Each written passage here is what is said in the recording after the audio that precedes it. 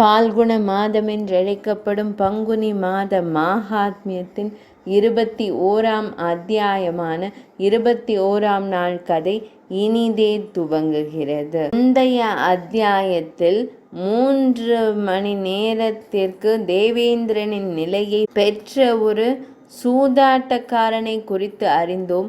அந்த 3 மணி நேரத்தில் அவன் நிறைய பணத்தை தானம் செய்தான். தேவர்களின் அரசனான தேவேந்திரன் யமராஜனிடம் சென்று அறிவுறுத்தப்பட்டபடி அனைத்து முனிவர்களை வணங்கி அவர்களிடம் பிரார்த்தனை செய்து தனது செல்வத்தை திரும்ப பெற்றுக்கொண்டு அவர்களுக்கு மற்ற செல்வங்களையும் கொடுத்தான். இப்போது இன்றைய அத்தியாயத்தில் அந்த சூதாட்டக்காரனுக்கு என்ன ஆனது என்று காணலாம்.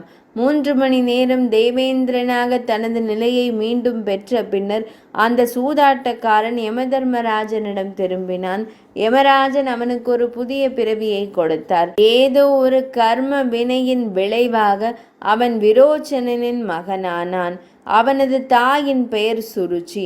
சுருச்சி விரோச்சனனின் ராணி. அவனது தந்தையின் பெயர் விருஷபர்வன். அந்த தாராள மனப்பான்மை கொண்ட சூதாட்டக்காரன் பின்னர் சுருச்சியின் வயிற்றில் குடியேறினான். அன்று முதல் பிரகலாதனின் மகனும் விரோச்சனனும் சுருச்சியும் மதம் மற்றும் தர்மத்தில் அதிக பக்தி செலுத்த தொடங்கினர். அவன் தன் வயிற்றில் இருந்த போதே தன் பெற்றோருக்கு பெரும் ஞானத்தை அளித்தான். இத்தகைய ஞானம் மிகவும் கற்றறிந்தவர்களுக்கே கூட அரிதானது.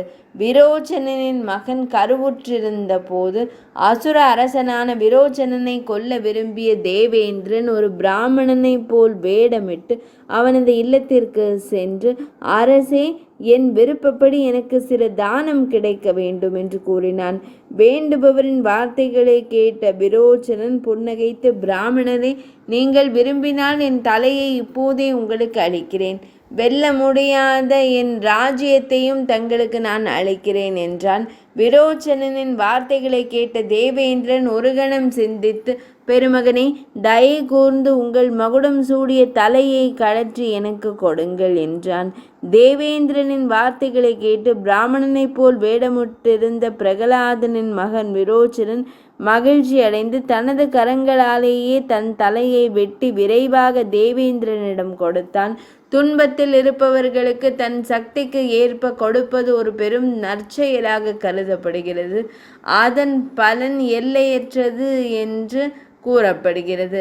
3 உலகங்களிலும் தர்மத்தை விட பெரியது எதுவுமில்லை. விரோச்சனனின் தானம் அசுரர்கள், மனிதர்கள் மற்றும் நாகங்களின் உருவங்களில் பிரசித்தி பெற்றது.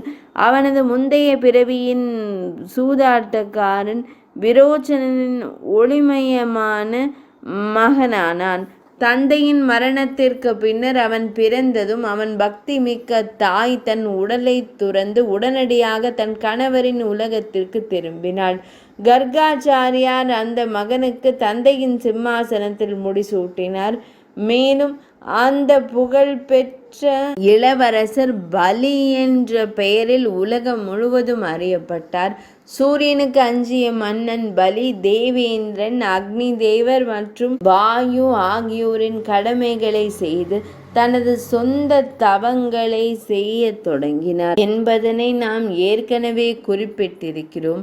தர்மராஜன் இல்லாத போதும் மகா முனிவரான பலி சக்கரவர்த்தி தர்மலோகத்தை ஆண்டு வந்தார். அவரே வடகிழக்கு திசையில் அமர்ந்த ஈசானனாகவும் தென்மேற்கு மூலையில் முறையே நிருத்தி மற்றும் வருணனாகவும் ஆனார். ஆனால் மன்னன் பலி வடக்கில் வித்யாதரர்களின் தலைவரான குபேரனாக வசித்தார். இவ்வாறு அவர் தனி ஒருவராக 3 உலகங்களையும் ஆண்டு வந்தார். அவரது முந்தைய பிறவியில் அவர் ஒரு சாதாரண சூதாட்டக்காரனாக வாழ்ந்து அதன் பின்னர் சிவபெருமானை வழிபட்டார். அந்த முந்தைய பழக்கத்தின் காரணமாக பலி சக்கரவர்த்தி இந்த பிறவியிலும் சிவனாரிடம் பக்தி கொண்டிருந்தார். மேலும் தாராளமாக நன்கொடைகளை வழங்கினார். ஒரு நாள் மதிப்பிற்குரிய மன்னன் பலி தனது குருவான சுக்கிராச்சாரியாருடன் மற்ற அமைச்சர்களால் சூழப்பட்டு தனது சபையில் அமர்ந்திருந்தார். அவர் அசுரர்களை நோக்கி, அனைத்து அசுரர்களும் பாதாள உலகத்தை விட்டு வெளியேறி என்னுடன் இங்கே வசிக்க வேண்டும். இந்த காரியத்தில் தாமதிக்கலாகாது என்று கூறினார்.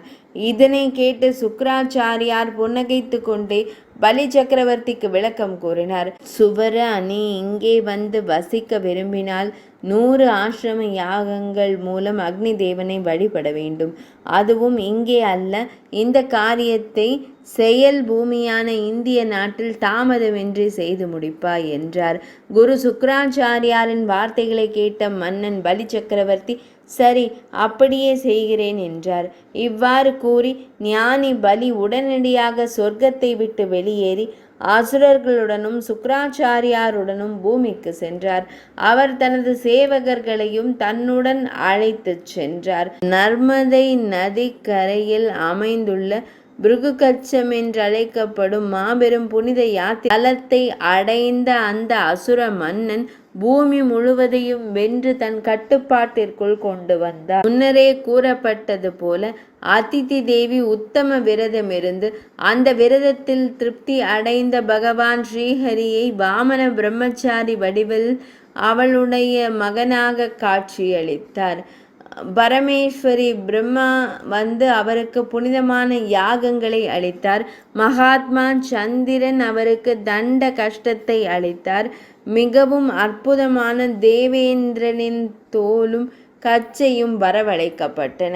பிருத்வி தேவி அவருக்கு திருவடிகளை அர்ப்பணித்தாள். பூமி தேவி இவ்வாறு மற்றவர்களும் வாமன பலியின் யாக பள்ளிக்கு சென்றனர். பால்குண மாதம் என்றழைக்கப்படும் பங்குனி மாத மகாத்மியத்தின் 21ஆம் அத்தியாயமான 21ஆம் நாள் கதை இனிதே நிறைவடைந்தது.